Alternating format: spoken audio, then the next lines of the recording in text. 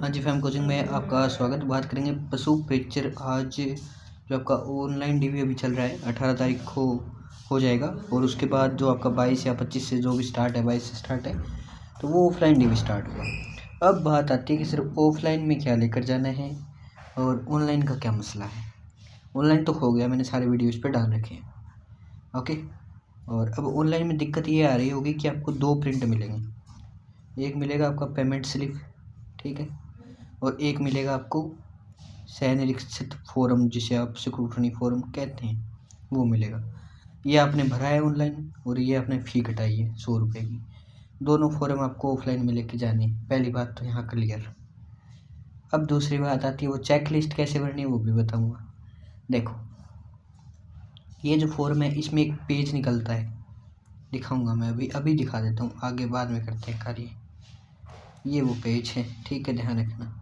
इसमें जो आपने डॉक्यूमेंट दिए होते हैं वो डॉक्यूमेंट शो करता है,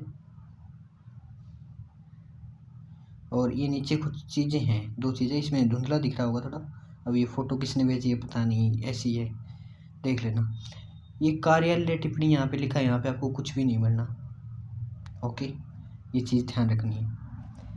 और शिक्षा संबंधी प्रपत्र 3 है। अब प्रपत्र 3 लोगों को पता नहीं है, बस चल दिए प्रधानाचार्य की साइन कराने। प्रपत्र 3 उसके लिए भरा जाता है जो अपीयरिंग में जिसने फॉर्म भरा होता है, यानी जिसकी 10वीं 12वीं नहीं हो रखी, अपीयरिंग में भर दिया, वैसा कोई स्टूडेंट मिलेगा नहीं, ठीक है। तो ये आप लोगों के लिए नहीं है, तो इस पे दोनों पे ही आपको कुछ नहीं करना, तो ये चीज़ तो भूल ही जाना। और आज के बाद ये पेज मत भेजना मेरे पास। और मैंने देख रहा हूँ इसकी अगर पूरी PDF आ गई मेरे पास फॉर्म की ना, तो मैं आपको इस पर एक विशेष वीडियो दूंगा कल में, ठीक है, कल में दे दूंगा। तब तक के लिए मैंने थोड़ा सा बता दिया आपको, एक कन्फ्यूज़ मत होना अभी। अब बात करते हैं इस चीज़ की अपन, कि 1 मिनट में वो PDF निकाल लेता हूँ। ये रहा, ये वो चेक लिस्ट है, ठीक है। ये कैसे भरनी है, कैसे काम आएगी, बताऊंगा। अब देखो, जो आपके दो फॉर्म निकले थे, एक तो ये विस्तृत आवेदन सह निरीक्षक पत्र, यही है, इसी में आपकी पेमेंट स्लिप हो जाएगी, सब कुछ इसी में हो जाएगा।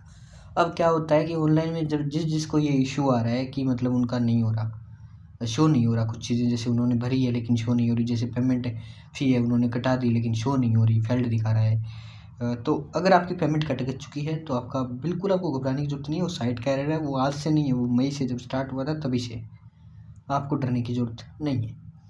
दूसरी बात, ये जब फॉर्म निकल जाता है तो इस फॉर्म पर मैं एक विशेष वीडियो लाऊंगा, ठीक है। इसमें अगर आपको कुछ चेंज करना होगा तो अभी के लिए आपको कुछ नहीं करना, ध्यान रखना, ठीक है।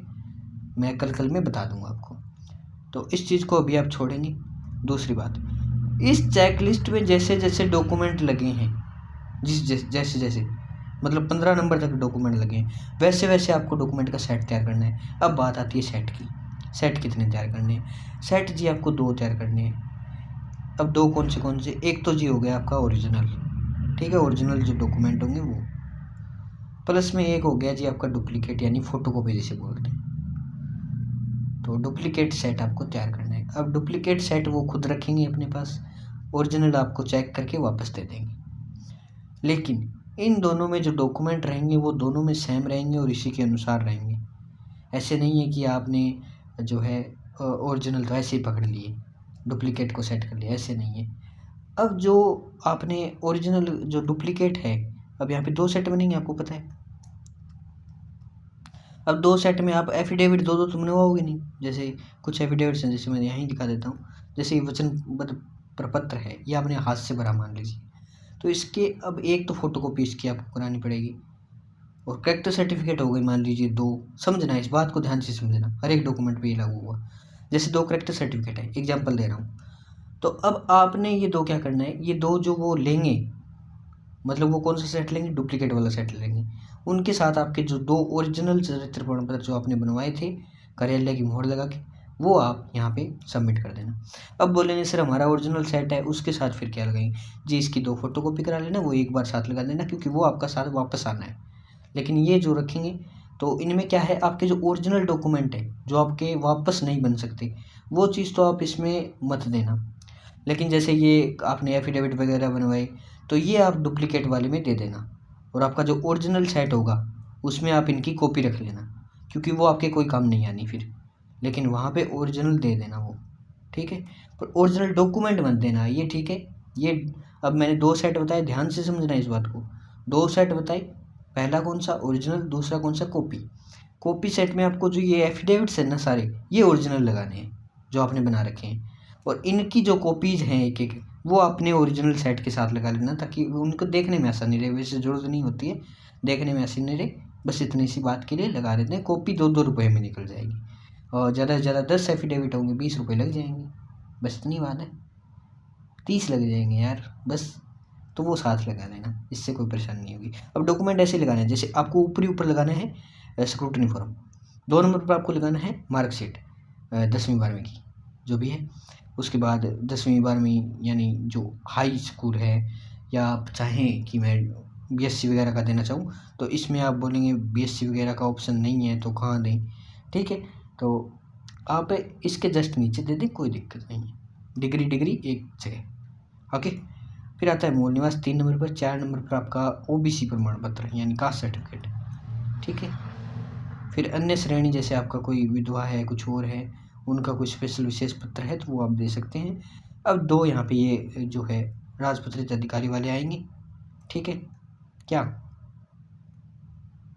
क्या आएंगे राजपत्रित अधिकारी वाले? चरित्र प्रमाण पत्र। अब चरित्र प्रमाण पत्र आप बोलेंगे कि सर यहाँ पे तो दे दिए, लेकिन वो एक ओरिजिनल वाला जो हमारा स्कूल से बन के आया था वो कहाँ दें, वो तो यहाँ पे कहीं जगह ही नहीं है। तो वो आप बिल्कुल यहीं दे दें, वो यहीं 3 दे दें यहाँ पे, ठीक। इसमें कोई दिक्कत वाली बात नहीं है। वचनबद्ध, उसके बाद संविधान, दहेज, फिर आ जाएगी विवाह, फिर संतान संबंधी। अब ये जो मैंने बताया है ये चरित्र है, इसलिए हम चरित्र में लगा रहे हैं। यदि कोई अलग डॉक्यूमेंट होता है, जैसे मैं बताऊंगा, रुको, सामान्य घोषणा पत्र, विकल्प, नमूना, उसके बाद 15 नंबर पर अपनी स्वयं की फोटो पहचान पत्र। अब मान लीजिए इसमें से आपके पास जैसे एक हेल्थ बच गया, ठीक है, एक आय प्रमाण पत्र बच गया, ये 2-3 चीज़ बच गई, तो वो कहाँ लगाएंगे? वो लगाएंगे आप लास्ट में 15 नंबर के बाद। तो जैसे चरित्र प्रमाण पत्र आप यहाँ ना लगाना चाहें, जैसे मैंने बोला चरित्र प्रमाण पत्र यहाँ ना लगाना चाहिए तो वो लास्ट में लगा दें। कोई भी चीज़ है जो आपके पास बच रही है वो लास्ट में लगा दो। आप बोल रहे हो सर मैं बीएससी की यहाँ नहीं लगाना चाहता, तो आप नीचे लगा दो, कोई दिक्कत नहीं है इस चीज़ की। अब बात आती है कि इसको भरना कैसे है। चलो ये तो डॉक्यूमेंट सेट हो गए, और ये चेकलिस्ट कहाँ लगानी है? ये चेकलिस्ट लगानी है इसके भी ऊपर, इसके भी ऊपर, ठीक है, इसके भी ऊपर। और इसको पहले मत भर लेना, इसको वहाँ भरना है। जब वहाँ चले जाओ ना तो वहाँ तुरंत भर लेना, 1 मिनट लगती है इसको भरने में, अभी मत भरना इसको। अभी जो मोटा मोटी काम है वो बताऊँगा, वो कर लेना। इसमें हाँ ना भरना होगा, जो डॉक्यूमेंट आपके पास है वो हाँ, और जो नहीं है वो ना, ठीक है। और हाँ और ना लिखना है, ऐसे मार्क नहीं करना, ये गलत हो जाएगा। हिंदी में लिखना है, ये जो लिख रखा है ना हाँ या ना, जो डॉक्यूमेंट है उसके सामने हाँ लिखो, जो नहीं है उसके सामने ना लिखो। अब बात आती है आपकी आयु देनी है। यहाँ पे कुल आयु 1/1/2025 को आधार मान के आपकी जितनी भी आयु हो रही है वो, mobile number, roll number, email, नाम, जन्म तिथि और पासपोर्ट साइज फ़ोटो, ये हो गया।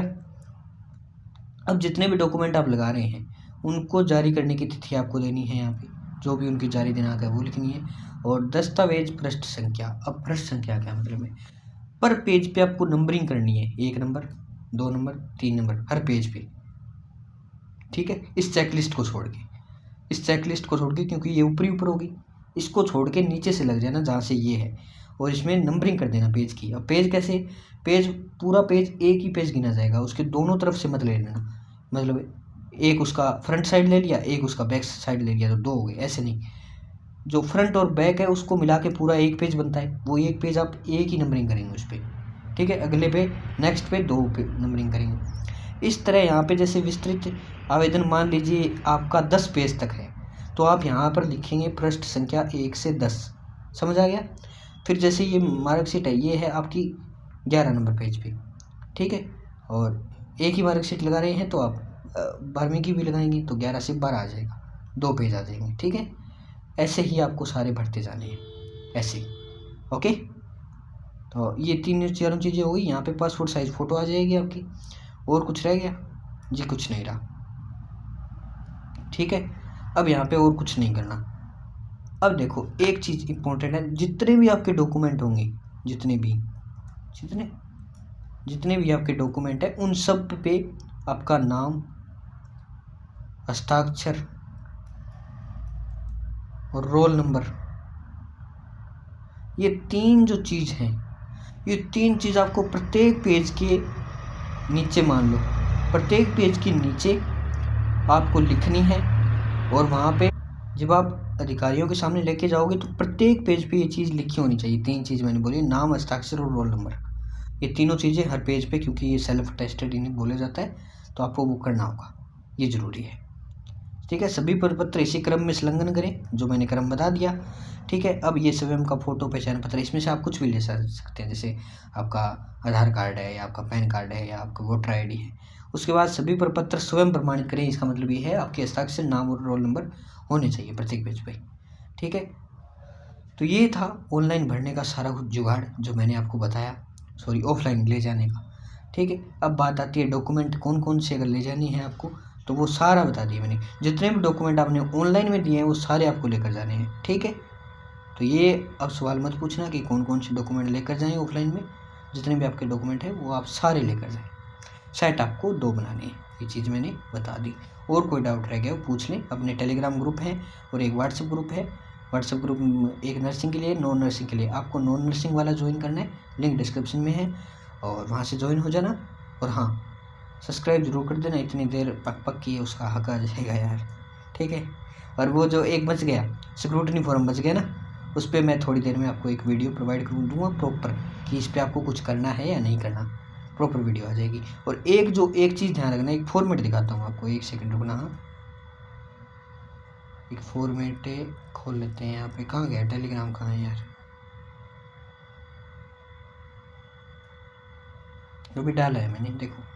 कुछ लोग ऐसा स्क्रूटनी फॉर्म जो है, ऐसा स्क्रूटनी फॉर्म लिए घूम रहे हैं, पता नहीं कहाँ से लाए हैं।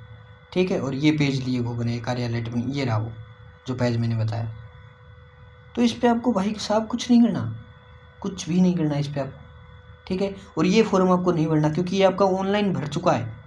ऑनलाइन आप इसे ही भर रहे हो, आप इसको ऑफलाइन लिए मत घूमो। और ये जो डाक पोस्टल ऑर्डर है 100 रुपये का, ये आप ऑनलाइन में 100 रुपये की फ़ीस कटा चुके हो, आपको अब नहीं देना दोबारा। तो ये पोस्टल ऑर्डर वाला और ये जो ऑफलाइन वाला है ना, इसको कट कर देना, ये आप ऑनलाइन भर रहे हो। यही तो है वो स्क्रूटनी फॉर्म, इसे ऑफलाइन में लेके क्यों घूम रहे हो। कुछ लोग देखे हैं मैंने, अब एक आदमी था वो तो बेचारा वो करवा ही लाया, इसको कॉपी करवा के ले आया पूरे को। अब इसके 5-10 पैसे वो इसके क्या काम आएगा कॉपी कराया हुआ। अब दूसरी समस्या ये आती है कि सारे ये भर के ऑफलाइन में ले जाना है क्या, बिल्कुल नहीं ले जाना। क्यों ले जाना है, जब आप ऑनलाइन भर रहे हो तो ऑफलाइन में ये नहीं ले जाना, कोई डाक टिकट नहीं ले जानी, कुछ भी ये नहीं ले जाना। ठीक है, ये ले जाना किसको है, वो चीज़ है जो ऑफलाइन भरने से वंचित रह जाता है ना डॉक्यूमेंट, उसको ये हाथ से भर कर ले जाना होगा, और 100 रुपये की डाक टिकट। ठीक है, जिसे पोस्टल ऑर्डर आप बोल सकते हैं, उसको ले जाना है। जो ऑनलाइन सबमिट नहीं किया, जिसने फॉर्म किसी कारणवश उसका रह गया, सिर्फ उसी को ले जाना है। बाकी का जो ऑनलाइन प्रिंट निकले ना, वही आपका वो है सब कुछ। ओके, तो ये सारे डाउट क्लियर हो गए होंगे।